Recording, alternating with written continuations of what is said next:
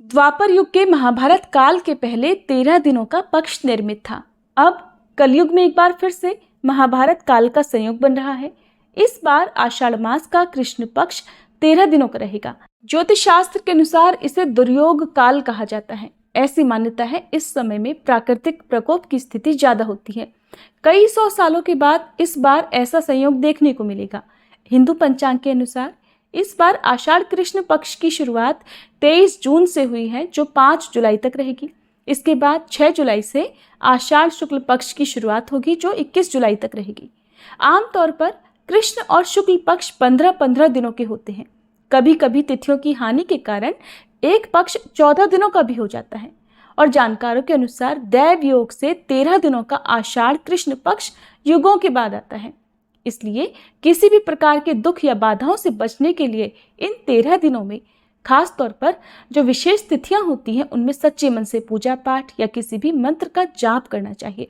और इन्हीं विशेष तिथियों पर अपनी सामर्थ्य के अनुसार दान दक्षिणा, पूजा, श्राद्ध कर्म अपनी अपनी सामर्थ्य के अनुसार करना चाहिए। आषाढ़ के महीने में जगत के पालनहार भगवान श्री विष्णु और भगवान शिव की पूजा का विधान है। इस महीने में देवी देवताओं के विश्राम के समय की शुरुआत होती है। ऐसी मान्यता है कि आषाढ़ महीने में तीर्थ दर्शन करने से सबसे अधिक पुण्य मिलता है। आषाढ़ महीने के शुक्ल पक्ष की देवशयनी एकादशी से भगवान विष्णु 4 महीने की योग निद्रा में चले जाते हैं। और आषाढ़ महीने में ही पिंडदान, तर्पण, श्राद्ध, स्नान और दान आदि कर्म भी किए जाते हैं।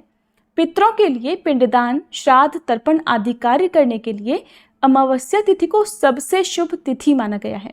इससे मनुष्य के पूर्वजों को मुक्ति मिलती है। अमावस्या तिथि के दिन सुबह पवित्र नदी में स्नान करने के बाद दान दिया जाता है। और अमावस्या के दिन किए गए स्नान और दान से सभी पाप मिट जाते हैं और पुण्य की प्राप्ति होती है।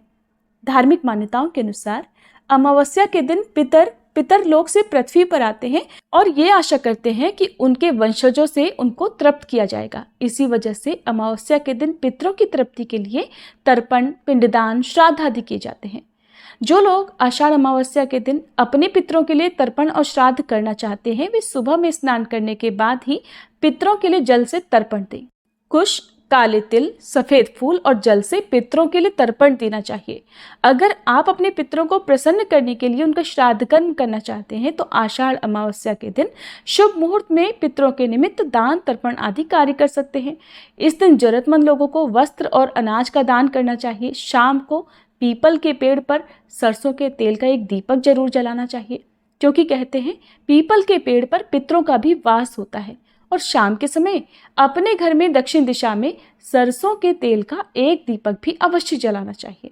अमावस्या के दिन आटे का दान करना भी बहुत अच्छा माना जाता है। इसके अलावा आप इस दिन नमक और चीनी के अलावा आंवले का दान भी कर सकते हैं। आंवले का आप किसी भी रूप में दान कर सकते हैं। अमावस्या तिथि को शास्त्रों में बहुत ही नियम और संयम का पालन करने वाला दिन माना जाता है। इसलिए इस दिन भूल कर भी किसी बुजुर्ग का अपमान न करें, किसी के साथ वाद विवाद न करें। अमावस्या तिथि पर मांस मदिरा का सेवन तो भूल कर भी ना करें। और द्वार पर आए हुए किसी भी भिक्षुक को खाली हाथ ना जाने दें। आषाढ़ अमावस्या इसलिए भी बहुत खास होती है क्योंकि इसे किसानों के लिए बहुत ही शुभ माना जाता है और इसे हलहारिणी अमावस्या के रूप में भी जाना जाता है। इस दिन खेती के काम में आने वाले औजारों की पूजा की जाती है, पेड़ पौधे लगाए जाते हैं और इस दिन हल और बैल से काम नहीं लिया जाता, बल्कि बैलों को खेत में चरने के लिए छोड़ दिया जाता है। इसलिए आप भी अमावस्या तिथि के शुभ अवसर पर अपने पितरों के नाम से कोई भी एक पौधा अवश्य लगाएं। इस बार अमावस्या तिथि 5 जुलाई शुक्रवार को सुबह 4:59 से शुरू होगी और 6 जुलाई शनिवार को सुबह 4:27 पर समाप्त होगी। इसलिए उदय तिथि के अनुसार 5 जुलाई शुक्रवार को ही अमावस्या का स्नान, दान और व्रत रखा जाएगा। 5 जुलाई शुक्रवार को सूर्योदय सुबह 5:50 पर होगा और सूर्यास्त शाम 7:12 पर होगा। ब्रह्म मुहूर्त सुबह 4:14 से 5:02 तक रहेगा। पितरों के निमित्त श्राद्ध तर्पण आप कर सकते हैं सुबह 11 बजे से लेकर 2:30 बजे के बीच में। राहु काल सुबह 10:30 से दोपहर 12 बजे तक रहेगा। राहु काल के समय में आप राहु और केतु ग्रह से मुक्ति पाने के लिए, राहु केतु ग्रह के दोष को शांत करने के लिए दान दे सकते हैं। लोहे का, काले कपड़ों का, काली चीजों का दान आप कर सकते हैं। क्योंकि ब्रह्म मुहूर्त के समय सभी पवित्र नदियों के जल में देवी देवताओं का वास होता है, इसलिए ब्रह्म मुहूर्त में किसी भी पवित्र नदी में या पवित्र नदी के जल से आप स्नान कर सकते हैं। और स्नान करने के बाद ही आपको दान देना चाहिए। दान आप अभिजीत मुहूर्त में कर सकते हैं। अभिजीत मुहूर्त इस दिन दोपहर 12:04 से 12:58 तक रहेगा। और शाम की पूजा आप शाम 6:01 से 7:38 के बीच में कर सकते हैं, जो कि अमृत काल का समय रहेगा।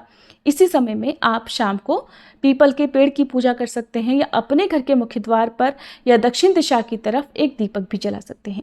आषाढ़ अमावस्या की पूजा बिना कथा के अधूरी रहती है, तो आषाढ़ अमावस्या की कथा भी हमारे चैनल पर सुनाई जाएगी। इस दिन आप कथा भी जरूर सुनिएगा। जानकारी अच्छी लगी हो तो वीडियो को लाइक और चैनल को सब्सक्राइब नहीं किया हो तो अभी कर लीजिएगा।